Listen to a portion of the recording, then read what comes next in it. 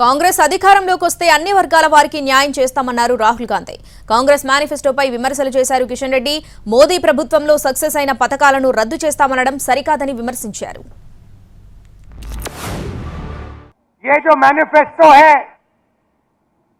ये हिंदुस्तान की जनता की आवाज है, ये कांग्रेस पार्टी की आवाज नहीं है।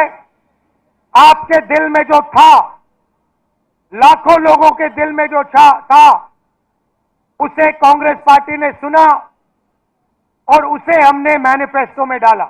ये पब्लिक सेक्टर में होगी, प्राइवेट सेक्टर में होगी, हेल्थ केयर सेक्टर में होगी, एजुकेशन सेक्टर में होगी, सब सेक्टर्स में हम हिंदुस्तान के युवाओं को 1 साल की अप्रेंटिसशिप 1 लाख रुपए की देंगे। आर्टिकल 370 రద్దు చేస్తాము, అది వస్తే త్రిపుల్ తలాక్ పునరుద్ధరిస్తాం, లవ్ జిహాద్ చట్టబద్ధం చేస్తాం. ఎంత దిగజారులు మాట్లాడుతున్నారో ఆలోచించండి. మళ్ళీ భారతదేశాన్ని ఎటు తీసుకుపోవాలనుకుంటున్నారు? అయోధ్యలో రామ మందిరం కట్టొద్దు.